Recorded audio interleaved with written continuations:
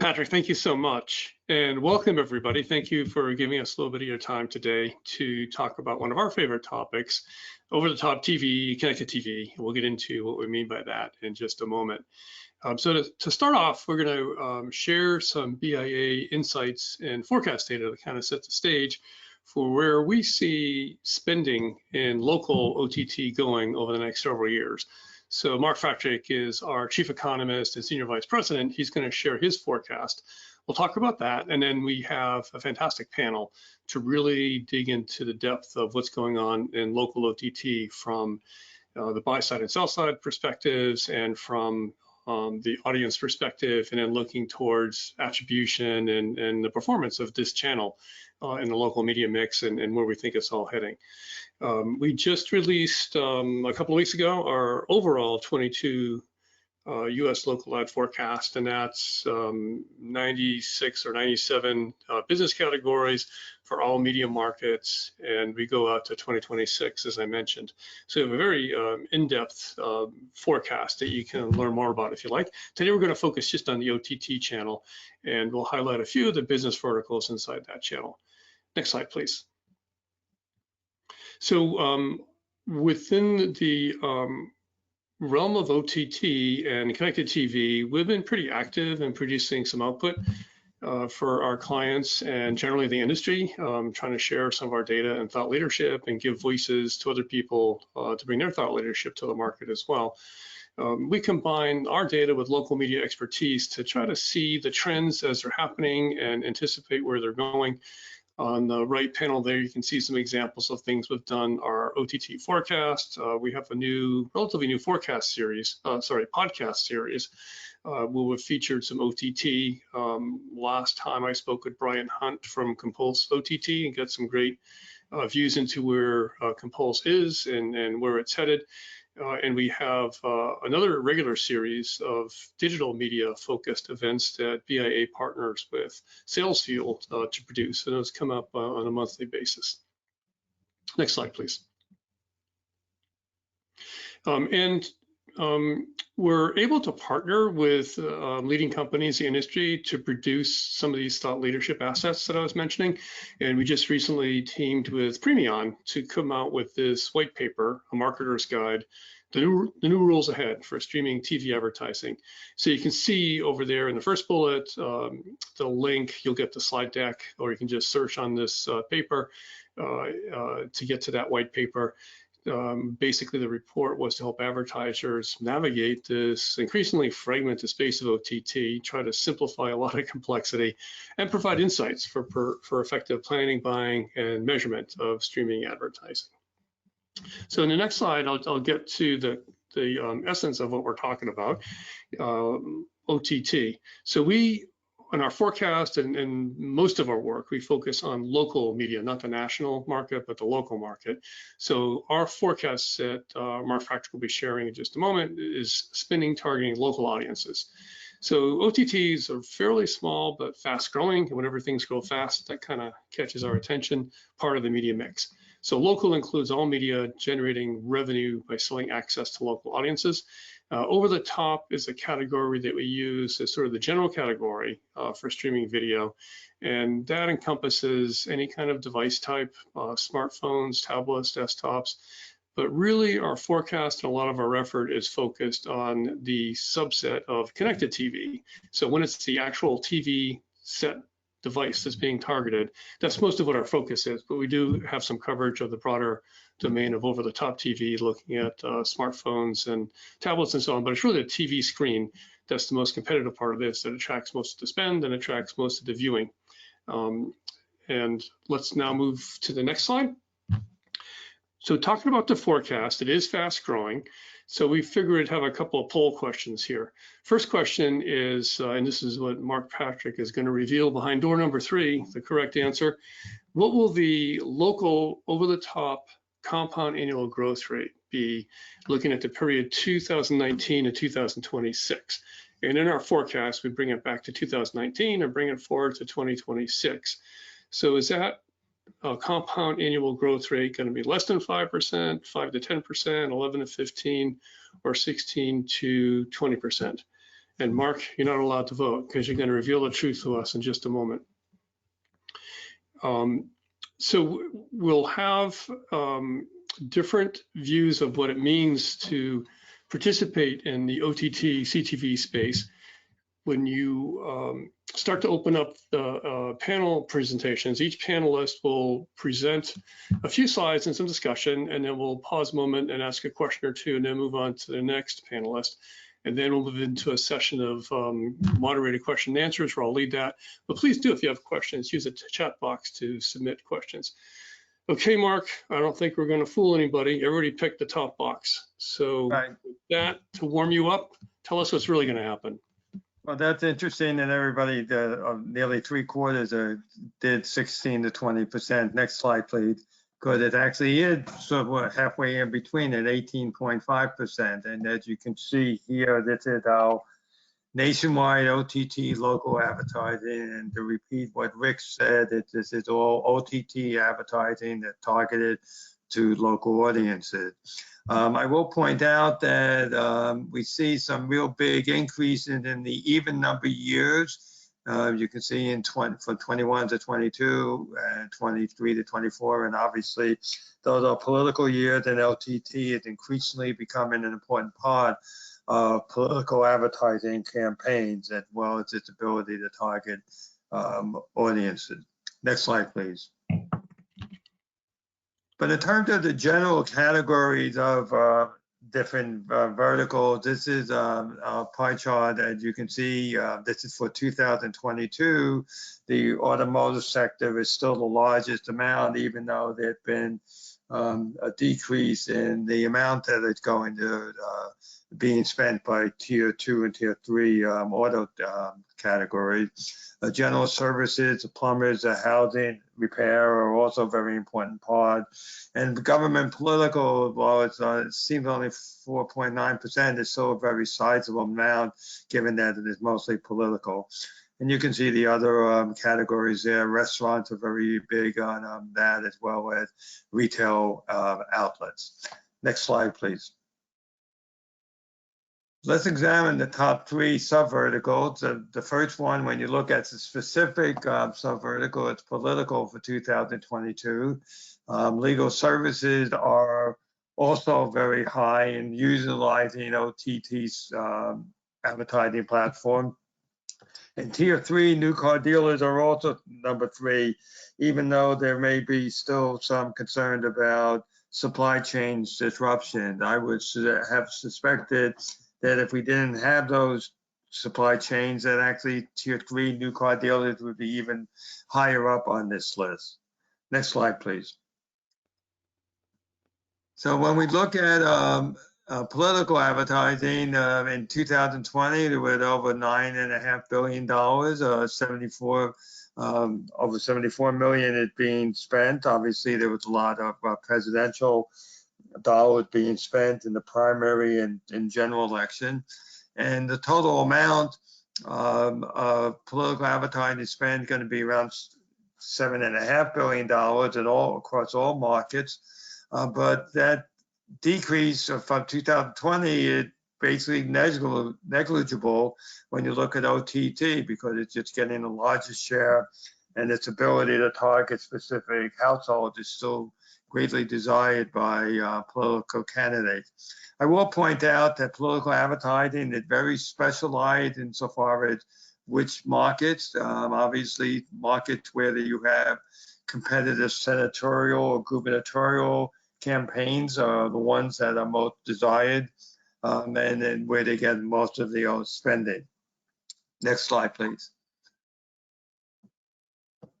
In terms of legal services, here again, it's about, it went down a little bit in 2022, the total amount, but the amount going to over the top advertising platforms increased by over nearly $17 million, showing the growth possibilities of OTT platforms.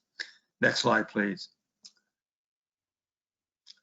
And the final one is new car dealers.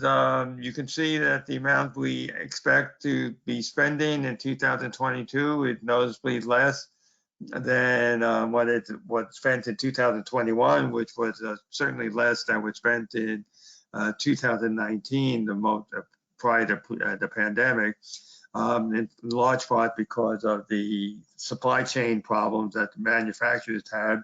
But here again, we see a big increase in over-the-top advertising going to this particular vertical. So it shows the strength of OTT as a venue for advertisers to send specialized targeted advertising messages. Next slide, please.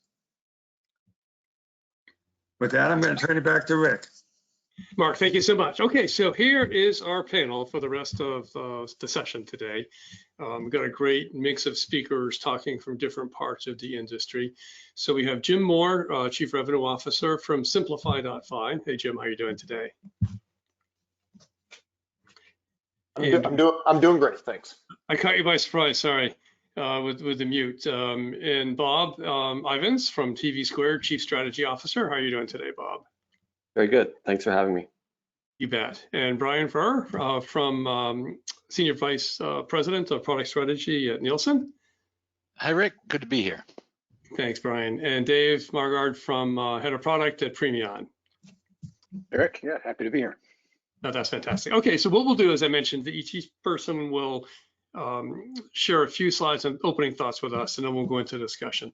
But first, before we get into the speaker presentations and into the discussion, in the next slide, we'll put up our next poll.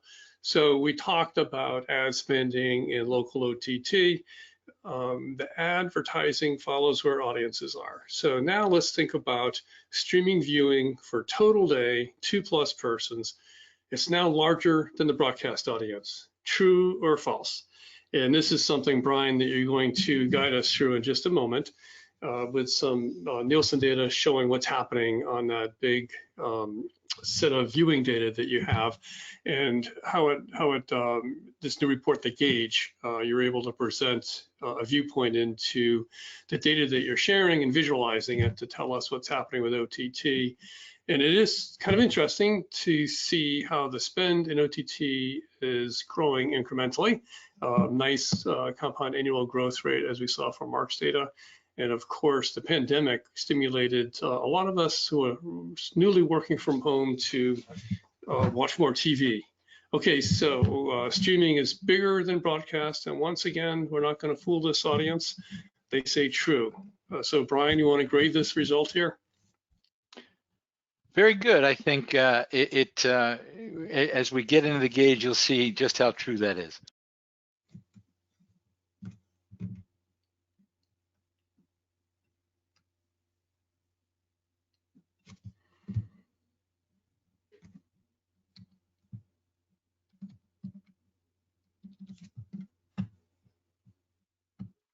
Is Brian up? Yep. We good? I can't hear anything. Okay. So thanks for bringing this up. So this is the gauge, and let me just kind of walk you through what it is and what's gone into it and why we're doing it. So real quickly, we've combined a couple of technologies here. And for those of you that use our TV data, you know we have a panel with about 40,000 homes. And over the past 18 months or so, we've been expanding our streaming meter technology into the panel. Now we're at about 17,000 homes, and it's big enough that we can really project streaming through the entire television panel. So that's what the objective here is, just to get a feel for looking across the various platforms on the television screen and understand how much time is being spent on each. There's a couple of things I want to point out here that I think are important to understand. One of the things, we know that streaming has been on an ever-growing trajectory, but it's not quite as straight line as you might think. If you rewind back to the beginning of the pandemic, you remember that everyone was at home. A lot of things changed. We were at a point where a lot of content was not flowing into the system, and streaming really got a foothold. Well, a lot of things are changing, even in the past month or so, with A, back to school happening, B, the new season being upon us, a new broadcast season, and the last thing the fact that sports is back in earnest, right? With fans in the stands. So we've seen a kind of a resurgence of broadcast and cable, particularly broadcast, as a result. So I think we have a bit of a Empire Strikes Back moment from the standpoint of the TV screen.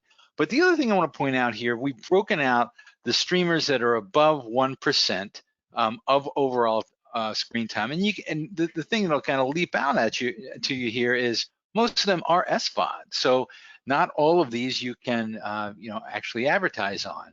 The other thing, when we look at streaming, it also includes linear streaming. And as we look back at the pandemic, the biggest area of growth, or one of the biggest areas of growth that we saw, was actually linear streaming. And more specifically, not necessarily the vMVPDs, but the MVPDs changing the strategy and making linear content available through apps, with greater discounts, give back your cable box. Well, and a lot of things really changed there. Things like Spectrum TV apps and things really made a big push into the streaming share piece over that time. So just a couple of things that we've seen happen over the past year or so, and that we expect it to continue.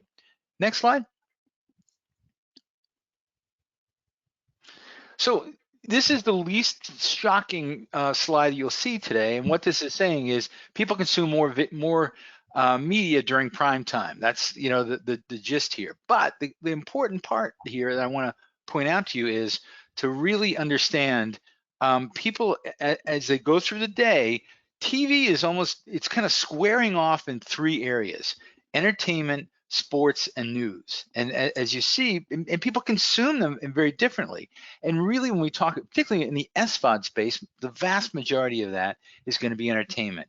But when you start to look at news and sports, there's a lot of life in linear TV. So a lot of the we know that that streaming is increasing, but there's a lot of consumption that goes on in other areas as well. And I think we're going to see those three areas break down even more over time. So in the next slide, you'll get a feel for what happens as you move through the day. You can see, obviously entertainment is, a lot of the entertainment and drama content is consumed during prime time. But in the early morning and other periods, and particularly for the morning programs, broadcast and cable remain strong. But in those other segments, there's a lot of competition going on that is happening kind of in addition to what people are used to that you might not expect. So a lot of things happening quickly in this space. Just wanted to point out a couple of things that you might be interested in. Rick, back to you. Brian, that's fantastic. And I want to ask you one question. So obviously, a lot of this may be impacted. I guess it's obvious to me, but maybe not. When Nielsen includes broadband only into its sample, what impact will that have, and the kind of data and findings we're going to be looking at? Yeah, so this is all based on the national panel. So this includes broadcast, or I should say BBO homes as well, because to really reflect streaming and the behaviors, we need those homes to be represented. So this won't change because they're already there. Okay, and then for the local markets, I guess TBD to see what happens as more of the broadband homes get included. Yeah, a couple of things. Obviously, a lot of the broadband only homes also include, as we talked about, the linear streaming as we've seen, and they would certainly be included there. But I would expect, for broadband only homes, they do over-index on SVOD as well, so that you can expect an impact there. Yep, makes sense. Okay, thank you. I think we have one more slide to close out your session. Nope, I think this is yeah, it. Okay, just a bumper slide. Okay, and next slide, please.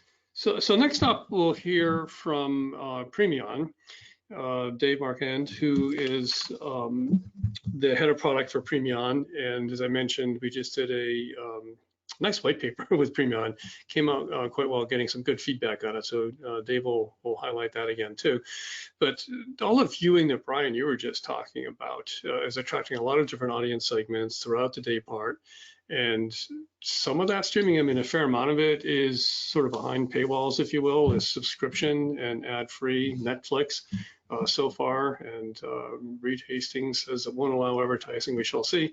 So the window for advertisers into this kind of exciting audience of OTT and CTV is limited a bit by what ad inventory is available. And the ad inventory that is available is distributed across a lot of different media brands and networks and platforms. So it's kind of a fragmented space, and what the market needs is somebody to bring this all together. And Dave, that's one of the things you're doing at Premion, right? Yep, that's right. Yeah, thanks, Rick. So, so again, my name is Dave Marquardt. I'm head of product here at Premion. And for folks that haven't heard of us before, Premion is a local OTT advertising platform. And so our special sauce is taking local advertisers that need to reach a very specific audience with a specific message and deliver them results at scale across CTV platforms. And so, Rick, you identified one of the significant problems for advertisers today is that the streaming market today is incredibly fragmented. The big names that you might think of, well, the biggest name, I'll put it that way, Netflix obviously doesn't allow advertising. And beyond that, you have individual publishers within the streaming space. They drop off in their size of audiences very quickly. And so what you really need is somebody that can go help you reach a critical mass of the, hit all the different places where folks may be viewing, streaming television today, aggregate them all in one bucket so that you can go and have a successful campaign if you're an advertiser. And that's really where our sweet spot is. We've seen tremendous growth in the streaming space, and tremendous growth for us. For us as a company, it's been great. So we've been growing about 45 to 50% over the last 2 years, and that is driven by a few different things. One, it's as Mark touched on, the change in viewership behavior over the last 2 years. I think everybody on this call has probably have their own behavior change where they're watching a lot more streaming television, and so. Viewers are going to streaming television. So if you're an advertiser, you fundamentally just have to be on OTT these days to reach your goals. So that's part of it. We're also seeing for folks that have been traditional digital advertisers, that space is getting more difficult as well. And so there are privacy related changes, whether it's state ones like CCPA or platform-related changes like Apple making it more difficult to get a mobile advertising identifier, or Chrome phasing out cookies next year, where it's just harder to go reach a specific audience, and you don't have that issue on CTV, where CTV has always been a cookieless environment, and we've always known how to find the right audience for you. And so we have a nice confluence of folks, more people watching CTV, and it being a better medium to go reach a specific target there. And then the third piece that's really driving a lot of adoption is, there's the old chestnuts of, I know half my advertising is working, I just don't know which half. That's a lot less true in CTV than it is in other mediums, because we have very good measurement capabilities. So we're able to understand, for folks that have been exposed to an ad in the campaign, what actions they take after that. Did they go to your website if that was your goal? Did they come into your store, your physical storefront if that was your goal? If you're a brand advertiser, did they remember your message after it? And if you're a marketer, you're able to go measure that and understand, hey, look, are my dollars actually working for me? And so sort of all those three pieces have come together and shown CTV, OTT is a very effective medium for advertisers, and more folks are coming to realize that now. So it's been, like I said, we've seen tremendous growth, and there's tremendous opportunities for marketers in the OTT space, certainly now and especially next year. Fantastic. Yeah, and the closed loop attribution, we're going to hear a bit more about that from Bob Ivins when we get to you, Bob. But first, I had a preliminary question for you, Dave. We'll get to more questions in a bit. But when you hear talking about precision audience targeting, so of course, Premion's owned by Tegna, a large broadcast TV station owner, and there's also a partnership with Gray Television with the Premion solution. So for the precision targeting, what are the popular targets most popular targets for what you're working with in the marketplace? Yeah, and that's a great question, and that's evolving as advertisers get more sophisticated and understand the capabilities available to them. And so For 100% of the campaigns that we deliver have some amount of targeting on them. So at least an age, gender target. And that's, for anybody that's been a linear TV advertiser, very familiar thing. But beyond that, we have much more sophisticated capabilities available in the OTT space. And so, if you're an automotive advertiser, you're able to go target folks that are, hey, I just want to go reach people that are within 6 months of their lease ending, or we know for sure in market for a used automobile. If I'm a retail establishment, I might want to go find folks that are in market for buying furniture right now, for example. And so, a bit more than half of our advertisers today are already using those more advanced audience targets, and we're seeing increased adoption of those. Again, because once you're aware that that is a possibility for an advertiser, it's kind of a no-brainer to say, hey, I more than age, gender, I really want to go find people that are actually looking for the thing that I'm trying to advertise. And that's, when you look at the attribution results, you say, hey, look, you get better results there when you go do that. So that's been our experience. Right, always helpful. Okay, so here's a white paper we did, and Premion sponsoring complimentary distribution of this. You can download it from the Premion website as well. So what's in this white paper? It should be interesting for people to look at. Do you think, Dave? Yeah, I think it's probably going to be a very nice summary of this discussion today. There's some great statistics about where the market is going and how folks are seeing success in different places. And so I encourage folks to download it and take a look at it. Great, thank you. Okay, let's move on to the next slide, please. And here we'll introduce Jim Moore, the Chief Revenue Officer at Simplify. So Dave and his team at Premion bring inventory to the market and try to connect it to advertisers. And then Jim, you're on the other side of that, the demand side platform. So tell us a little bit about Simplify and where you are in this OTT space now.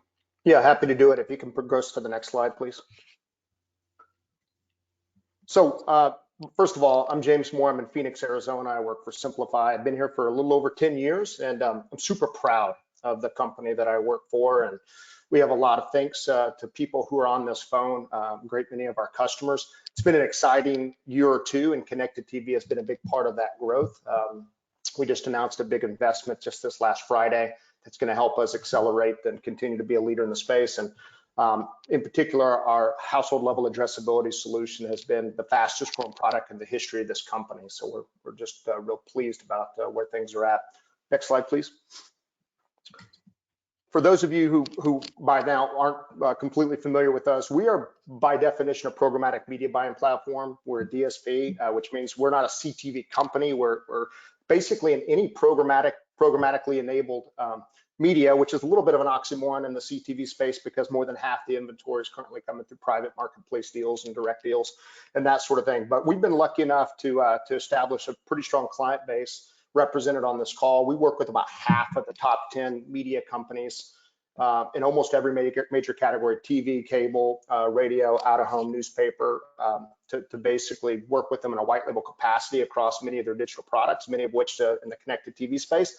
And we also work with a little over 1,000 ad agencies in this country.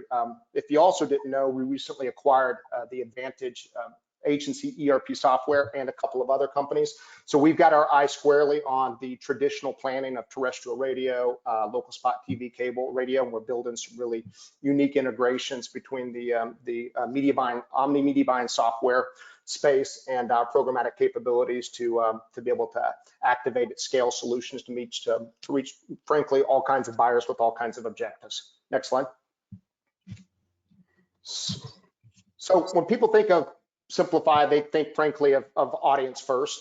We've been in the audience first business, frankly, since 2010. Nothing against great publisher content, but we've been in the data activated space and in the business result measurement business, whether it be an online sale, an online form fill, or foot traffic attribution with ongoing incremental lift. If you look at the entire suite of solutions that people have come to know for targeting, display, and pre-roll and native and that sort of thing, that entire suite, frankly, is activatable now on CTV. So we're doing some really interesting things.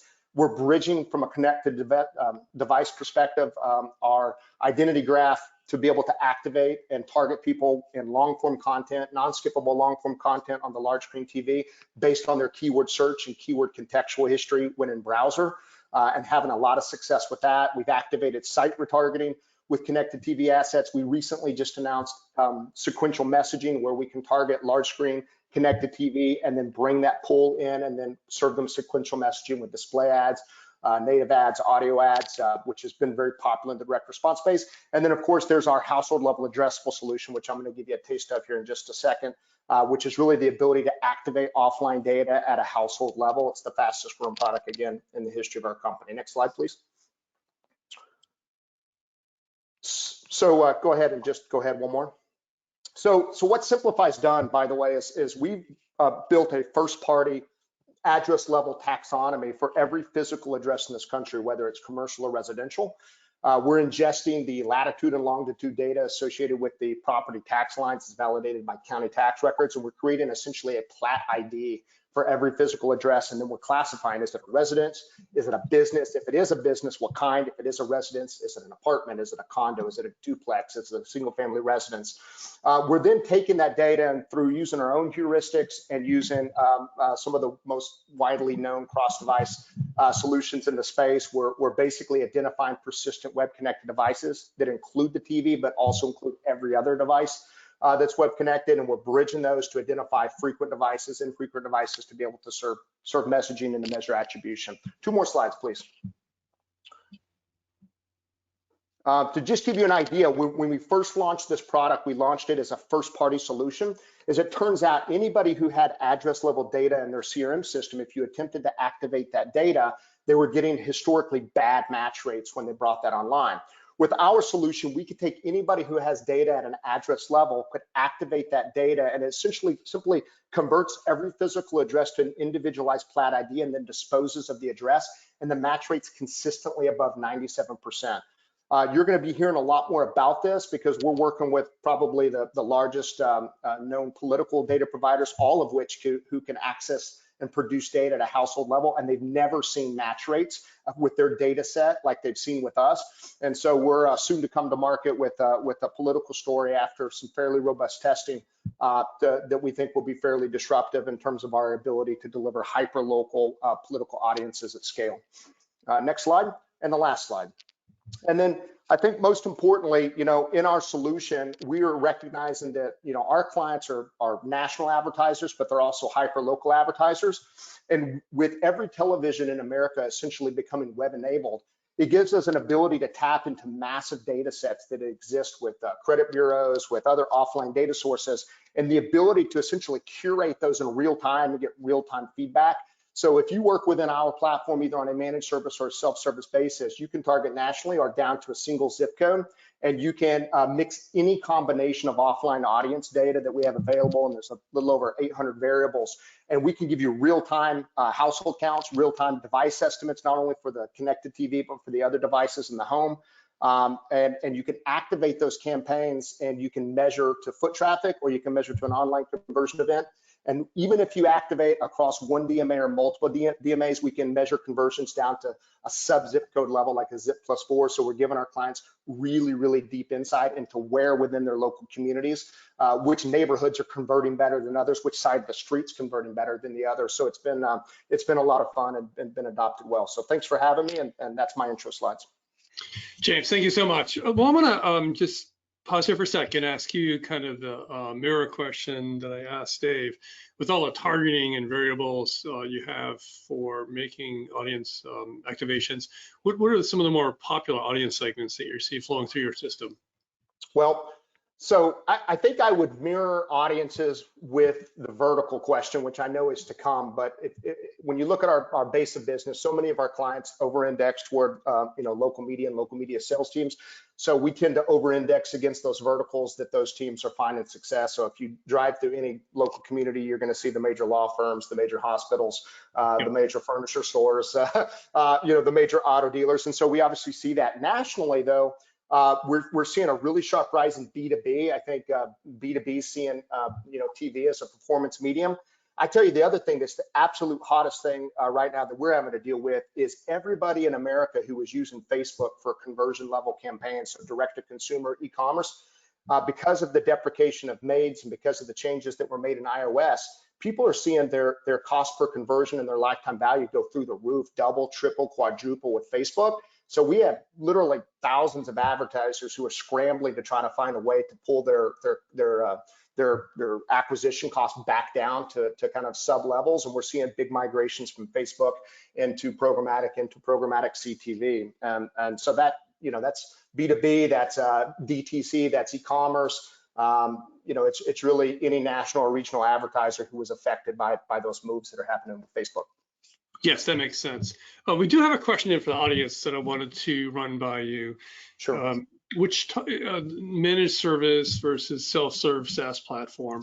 The question goes to the point of local agencies and businesses may not have the sophistication that you see from national buyers. How do you see that dynamic evolving in your system? Yeah, I can tell you, you know, we have a large sales team. We're dealing with, you know, thousands of independent agencies and brands, and the level of sophistication ranges from first grade to PhD, and I mean that quite honestly. And listen, there's a whole series of people who are self-service but wish they were managed, and there's a whole series of people who are managed who wish they were self-service. And in 10 years, I've never met a company with the same definition of self-service, because everybody needs some level of help and support.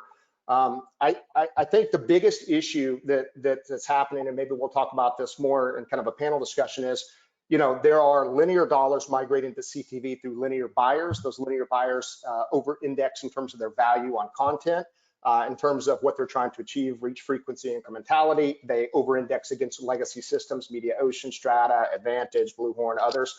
And then you've got digital buyers who are migrating dollars to connected TV, and they over-index toward audience-first delivery. They tend to place less value on premium content and more on premium audiences and business objectives. And they're far more sophisticated, and there's a battle that's raging within every agency to see who's going to own the budgets today and who's going to own them tomorrow. Right. Yeah. Okay.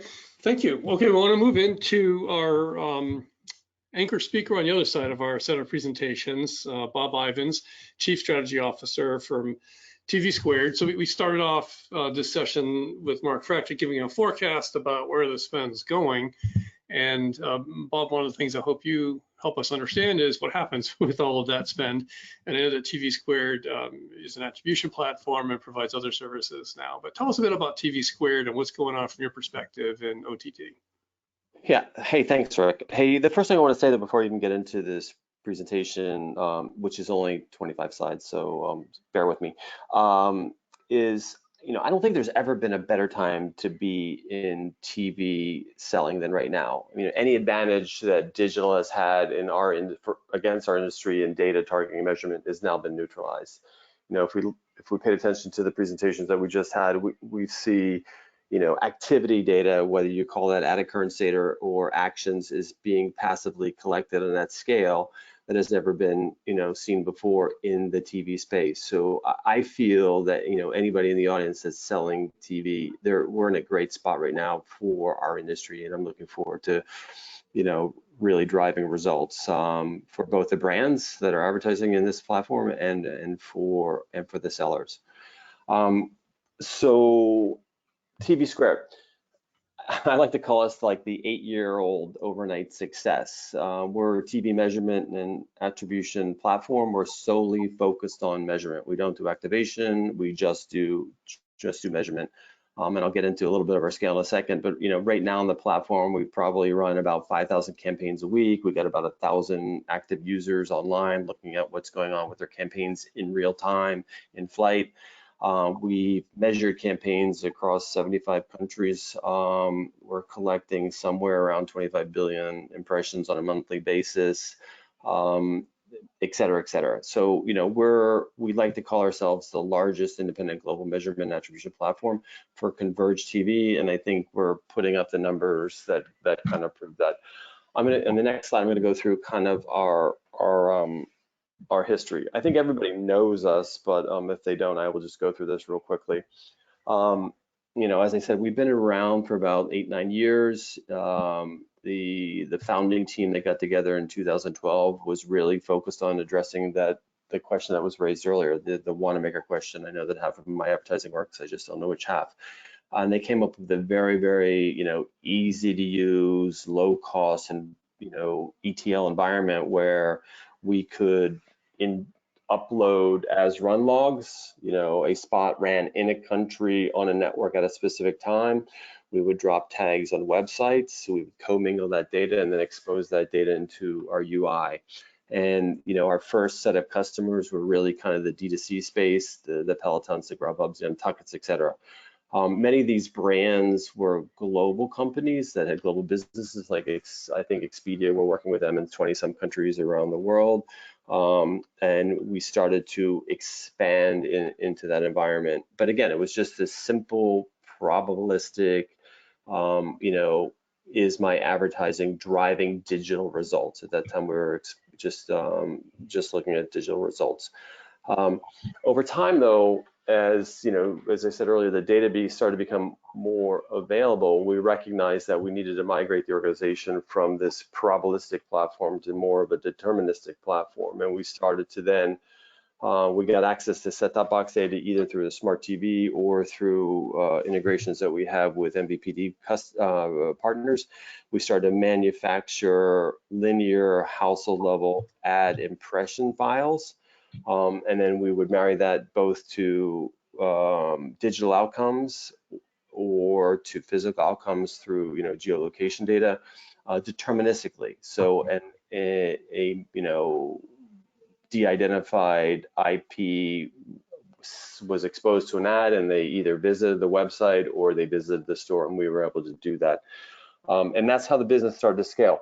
In the process of doing that, though, we also recognized that we were able then to connect to other types of ad impressions data. So we have something like 65, socket to socket integrations with OTT CTV players, where we're on a brand by brand basis getting a file from these players, these OTT CTV partners.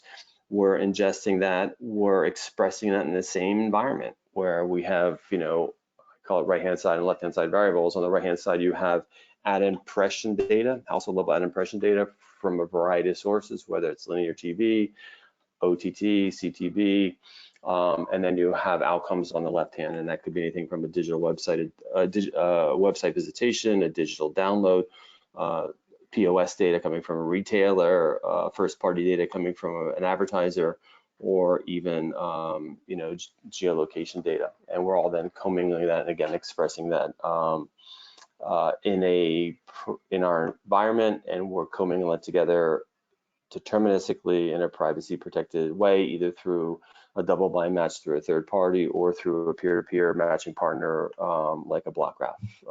And I'll go through the last slide quickly. So for those that don't know, we kind of sell our products to both sides of the transactions. So, we kind of organize our business into 3 lines. We have a branded agencies business, which goes direct to the brands and the agencies.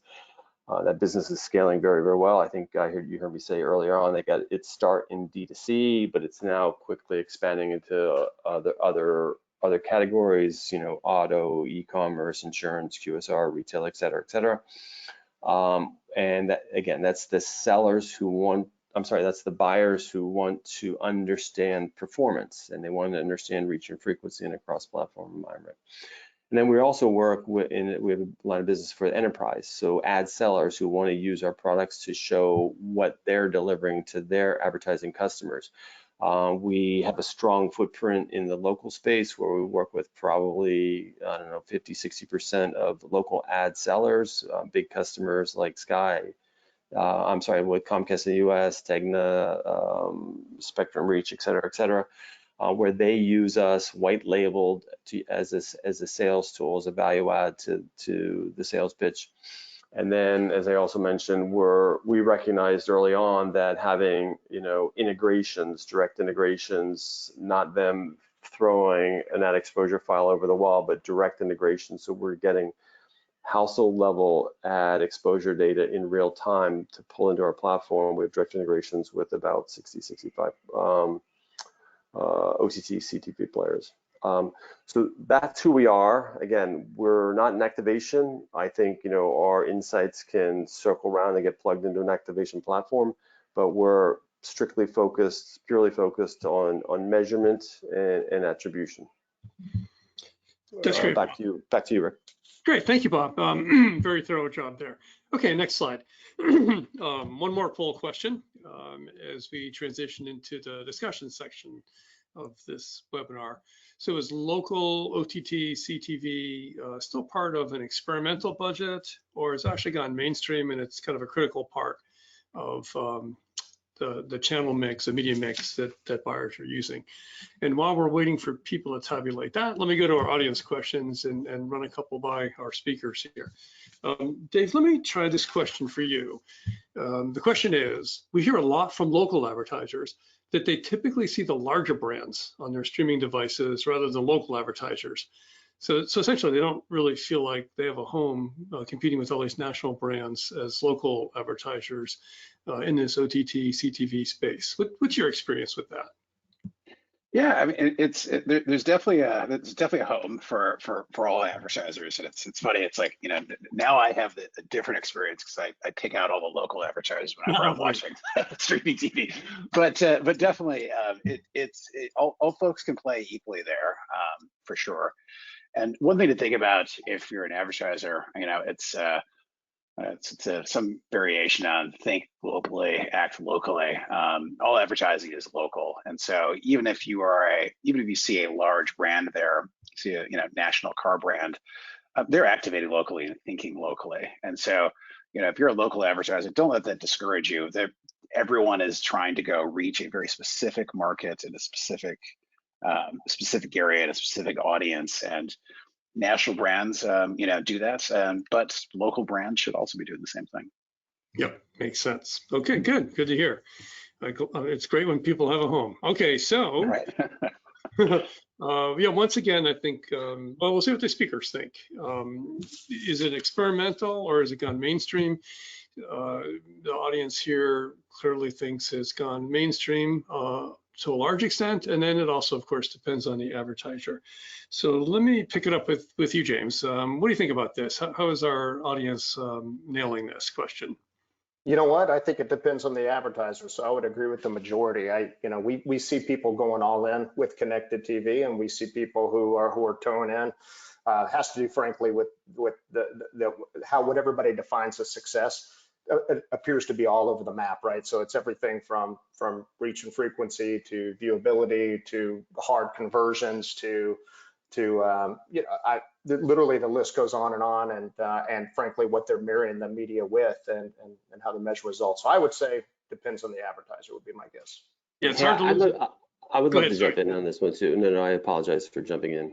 No, I'm in New York. I could be rude, right? That's everybody's expecting that. No, I think this is a great question. I wish you hadn't given the depends kind of answer, but I think this is the crux of the issue.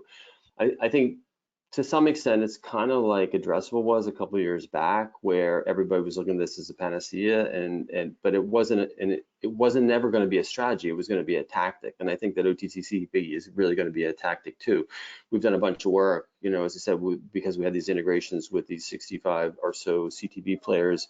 We see, you know, on the margin how much incremental reach you can get, and we also see on the flip side of that how many people are really, really unique to the OTT/CTV environment. Like, there's significant populations that you cannot reach now in linear TV. And I think as you think about pulling a TV, a converged TV strategy together, OTT/CTV needs to be part of the tactics that you use. Right. Yep. Okay. Any other comments on this one? Well, Mark, actually, let me go back to you if I could. So it depends on the advertiser. You shared some overall OTT activation for the local space in your forecast, and then you picked out a few verticals. So I guess that kind of implies it really does depend on the advertiser and what business category they're in. Sure, and it also depends upon the types of advertisers that are doing more video advertising as a whole. So Obviously, tier 3 auto dealers use local television, not as much as they did 2 or 3 years ago, but they are the ones that will naturally gravitate to OTT services. Political is also one that had long used video advertising as a method of getting the message out, and obviously with the discussions that some of the panel already have talked about, being able to target those political advertising messages to specific households is greatly enhance the value of that video advertising. Right. Okay. And let me go back. We're getting some really awesome questions in from the audience. Let me go back and catch up with a couple of these. Brian, for you, a couple of, I think, easy questions, just sort of definitional questions. When you were doing the categories, you had cable. And so a question is, what does cable mean? Does that include cable only programming? Does it include broadcast stations carried over cable? What's in that cable category? Yeah, everything is kind of the ultimate distributor. So if you're watching for example, you're watching a broadcast network via cable, that's considered broadcast. So it's not the delivery, it's the actual distributors themselves. So CNN would be cable, Fox would be broadcast. Okay. Let's see, and here is a question that gets to, I guess, targetability and cookie deprecation and what Apple's been doing with iOS. I think the panel spoke to this a bit, but this is a question for targeting, leveraging third-party and first-party data to create these audience segments that can get activated. Maybe I'll go back to you, Dave, and then to you, James, to talk about that. As we look at, and you mentioned the CCP and these emergency privacy and whatever Google is going to do, what Apple's done, what do we see ahead in local OTT as we look at first party, third party, privacy kind of concerns in activating, segmenting and activating the audiences? So Dave, how do you see that looking ahead down the road? Yeah, I mean, certainly things are becoming more difficult, and it's certainly more difficult for our folks not advertising on CTV and on other mediums right now than it is on CTV. Like I mentioned before, we've always been a cookieless world in the CTV space, and so the cookies going away doesn't bother us. If I'm an advertiser or a marketer, you want to think about two things. One, the data that you use to go find your audience should be based on offline data primarily. And so by offline data, I mean things like I mentioned car leases as an example. That data can be gathered from places like the DMV, from financial providers, those sorts of things. It doesn't require cookies to go collect that data in the first place to understand who has a particular set of interests. And so if you're working with data coming from social media, for example, that data may dry up basically because we won't be able to tell, what tweets you're sharing kind of deal if there's no cookies. Right, so number one is the source of data you want to make sure you look at and say, is it going to be accurate in this new world? And offline data will continue to be accurate. Yep. Number two is just, how do you go match that data to somebody that's, to show the ad to it. And that's where, cookies on the targeting side of it come in there. Like I said, going to a medium like CTV where we use identifiers that are not cookie based, that are already privacy safe and aren't affected by this, CTV advertising just solves that all for you, basically. So those are the two things I'd be thinking about. Pick a medium that doesn't have these problems, then you don't have to worry about it, number one. And number two is the data that, you're leveraging or your partner is leveraging to go deliver your ads. Make sure it's based on offline data and it's not going to be affected by this. Okay, yep, got that. And then James, I mean, I think you were speaking to this a little bit in the mobile world as Apple has limited the use of its tracking ad IDs. One response to the market has been to roll off some of that spending from targeting Apple devices to targeting Android devices. And we'll see where Google ends up going with this third-party cookie deprecation. Already we see an industry response of sort of a replacement for cookies that maybe leverages first-party data and may be better for everybody involved in the end anyway.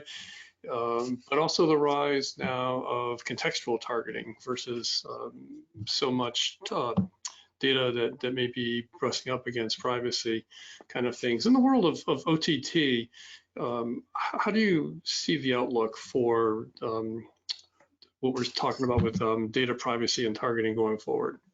You know, I tend to agree with Dave that when we look at all media types and all publisher types that we serve across and all device types, I think we would generally conceive that connected TV is probably the least affected by everything that's happening. It's less affected than, say, mobile targeting and browser-based targeting and that sort of thing. I think the other thing is that I think the household's becoming really an important identifier, because if you think about what Google's doing, where they're migrating away from individual identifiers and moving to a flock concept, which is the idea of a microsegment.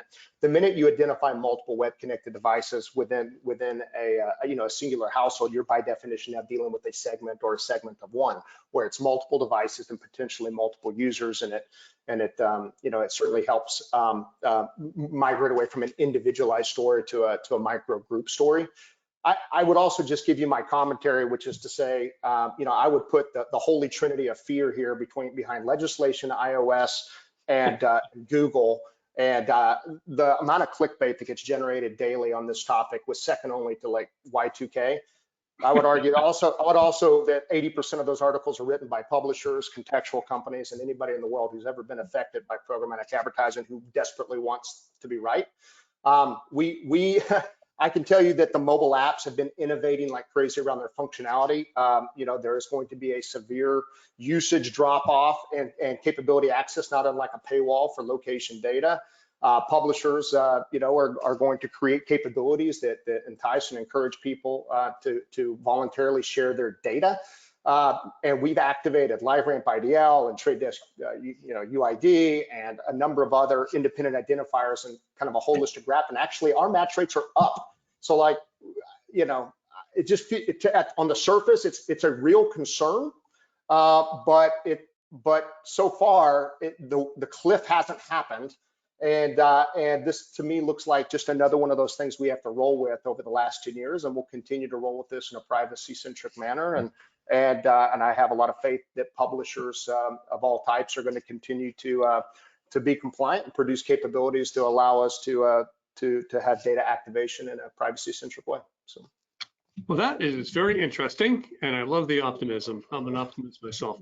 So we're actually right up against our hour here, but what I would like to do is ask each of you to just give like 2 or 3 words about things to look for in 2022. It could be 1 word, 2 words, whatever, but just something that kind of top of mind as we close out this session today.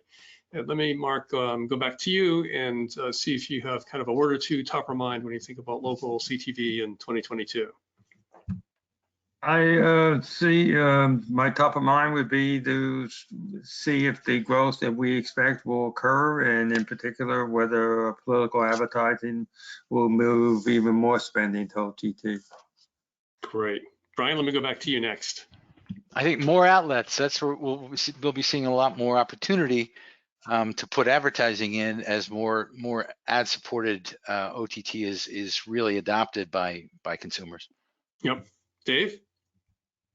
Yeah, I mean, that's, I want to say ditto to everything so far, definitely. Like, we're going to see continued move into the space by advertisers. Okay, Bob?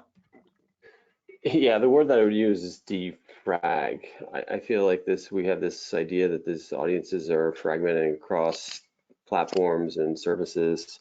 It's getting harder and harder to put them back together and get scale. And I don't think many advertisers or even many agencies are able to have the technology, the talent to get that done. So I think that's going to be a challenge as we head into 2022 and beyond. Yep, that makes sense. And James, back to you to close it out. Yeah, I think automation is the word that I would lean into. I think Medios and Comcast Strata, anybody who touches linear buyers of any kind, that there's going to be fairly significant innovation and change in the technology as buying patterns and inventory changes. And I think publishers are more and more going to test their inventory across open marketplaces where they can tap into hundreds of thousands of advertisers to pit the results of monetizing against the direct sales efforts, and we'll see where it lands. That's great. Well, we actually have a very active audience with a lot of questions. We're not going to be able to get to them live, but what I will offer to people in the audience, thank you again for being with us. We'll package up your questions and send them out to the speakers and collect responses and share those back to all of you who submitted questions, and well, to all of you, basically, all the people registered, so you get the sense of how the speakers are thinking, even though we're not able to get to it live. Patrick, let me turn it back to you. And thank you so much, James, Bob, Brian, Dave, for being with us today, and my colleague, Mark Fratchik. Patrick, over to you. Thanks, Rick.